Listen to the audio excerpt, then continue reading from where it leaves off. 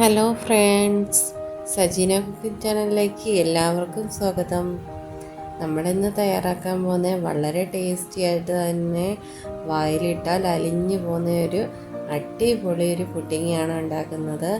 വളരെ എളുപ്പം തന്നെ ട്രൈ ചെയ്യാൻ പറ്റുന്ന ഒരു പുഡിങ്ങാണിത്. അപ്പോൾ ഇതെങ്ങനെ ട്രൈ ചെയ്യുന്നതെന്ന് നമുക്കൊന്ന് കാണാം അല്ലേ. അപ്പോൾ ഇതിനു വേണ്ടിയിട്ട് ഞാനൊരു 5 ബ്രെഡ് എടുത്ത് വെച്ചിട്ടുണ്ട്. അപ്പോൾ നമ്മുടെ ആവശ്യത്തിന് ബ്രെഡ് എടുക്കാം. ഞാനിവിടെ 5 എണ്ണമാണ് എടുത്തിരിക്കുന്നത്. നമുക്ക് എത്രത്തോളം പുഡിങ് വേണം അതിനനുസരിച്ച് ബ്രെഡ് എടുക്കാം. ഞാനിവിടെ ഫുൾ ചോക്ലേറ്റ് ആയിട്ടുള്ള ഓറിയോ ബിസ്ക്കറ്റാണ് എടുത്തിരിക്കുന്നത്. അതല്ല, നിങ്ങൾക്ക് ഇതിനകത്തെ ക്രീം വേറെ വാനിലയുടെ വല്ല ഫ്ലേവറൊക്കെ കിട്ടുന്നെങ്കിലും കുഴപ്പമില്ല കേട്ടോ, നിങ്ങൾക്ക് ട്രൈ ചെയ്യാം. അപ്പോൾ ഞാൻ 1.5 ഗ്ലാസ് പാല് തിളച്ച് വറ്റിച്ച് വെച്ചിട്ടുണ്ട്. നമ്മൾ തിളച്ച് കഴിഞ്ഞതിന് ശേഷം തീ കുറച്ച് വെച്ചിട്ട് നല്ലൊന്ന് വറ്റിക്കണം. അതിന് ശേഷം 2 സ്പൂൺ പഞ്ചസാരയും കൂടെ ഒന്ന് ചേർത്ത് കൊടുക്കുക. അപ്പോൾ ചേർത്ത് കഴിയുമ്പോഴത്തേക്ക് നല്ല ഒരുമാതിരി ഒന്ന് കുറുകിയ ടെക്സ്ചർ വരും. ആ ഒരു പരുവാകുമ്പോഴത്തേന് നമുക്ക് മാറ്റാം. അപ്പോൾ ഞാനിവിടെ ഓറിയോ ബിസ്ക്കറ്റ് ബ്രെഡെല്ലാം പൊടിച്ച് വെച്ചിട്ടുണ്ട്. അപ്പോൾ വിപ്പിംഗ് ക്രീമുണ്ട്. വിപ്പിംഗ് ക്രീം ഈ ഒരു പരുവത്തിലാണ് ഞാൻ ബീറ്റ് ചെയ്തെടുത്തിരിക്കുന്നത്. ആ ഒരു പരുവം മതി, ഒരുപാടങ്ങ് ഫ്ലഫി ആവണ്ട. ഞാൻ ഒരു ചെറിയൊരു കേക്ക് ടിൻ എടുത്തിട്ടുണ്ട്. അതിനകത്താണ് ഞാൻ ഇതെല്ലാം ഒന്ന് സെറ്റ് ചെയ്യാൻ പോകുന്നത്. അപ്പോൾ നമുക്കിത് എങ്ങനെയാണ് സെറ്റ് ചെയ്യുന്നതെന്ന് നമുക്കൊന്ന് കാണാം.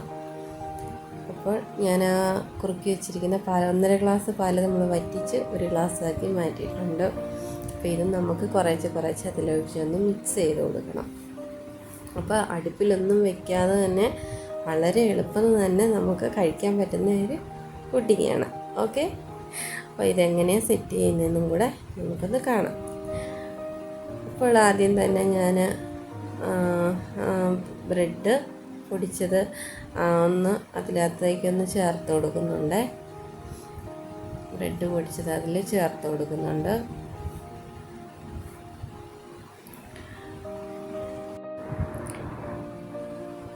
നമ്മളിനി അതിൻ്റെ മണ്ടയ്ക്ക് കുറച്ച് പാലും കൂടെ ചേർത്ത് കൊടുക്കണം. ഇനി നമുക്ക് ഓറിയോ ബിസ്ക്കറ്റിൻ്റെ പൊടി നമുക്ക് ചേർത്ത് കൊടുക്കാം. ഞാൻ അതിനകത്ത് ക്രീം ഒന്നും എടുത്ത് കളഞ്ഞിട്ടില്ല, മൊത്തം ഇട്ട് തന്നെയാണ് പൊടിച്ചെടുത്തിരിക്കുന്നത്. അപ്പോൾ വളരെ ടേസ്റ്റാണ്. അപ്പോൾ എല്ലാവരും ഇത് ട്രൈ ചെയ്ത് നോക്കിയിട്ട് ഫീഡ്ബാക്ക് എന്നെ അറിയിക്കണം.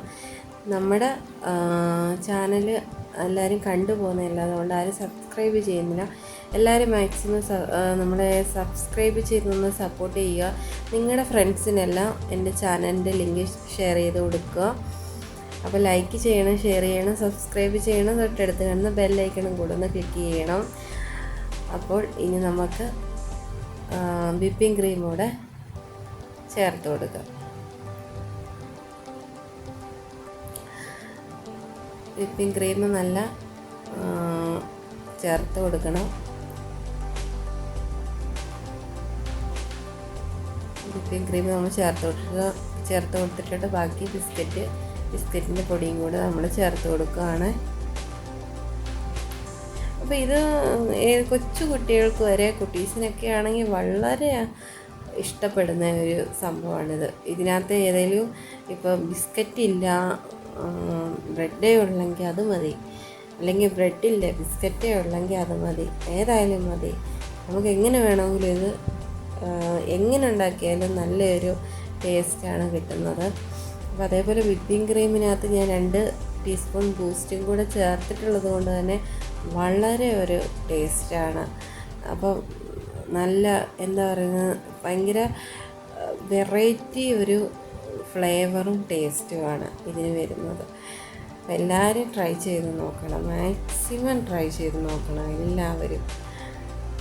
അപ്പം വിപ്പിംഗ് ക്രീം വേണമെങ്കിൽ മാത്രം നിങ്ങൾ വിപ്പിംഗ് ക്രീം എടുത്താൽ മതി.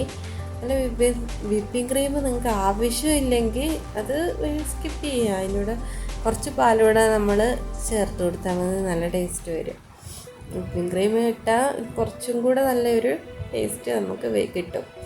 അത് അപ്പോൾ വിപ്പിംഗ് ക്രീം ഇല്ലെന്നുണ്ടെങ്കിൽ അല്ലെങ്കിൽ വേണ്ടാത്തവരാണെങ്കിൽ വേണ്ട, അത്രയും ഞാൻ പറയുന്നുള്ളൂ. വിപ്പിംഗ് ക്രീം ഇട്ടാൽ നല്ലൊരു ടേസ്റ്റാണ്.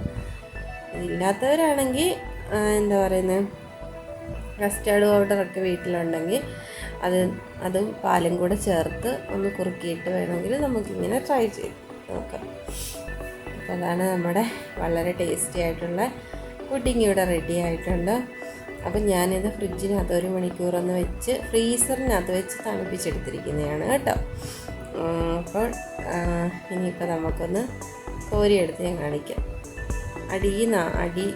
അടിയിലോട്ടാക്കി വേണം നമ്മൾ കോരിയെടുക്കാൻ. കണ്ടോ, വായിലിട്ട് അലിഞ്ഞു പോകും. നല്ല ടേസ്റ്റാണ്. എല്ലാവരും ട്രൈ ചെയ്ത് നോക്കാം.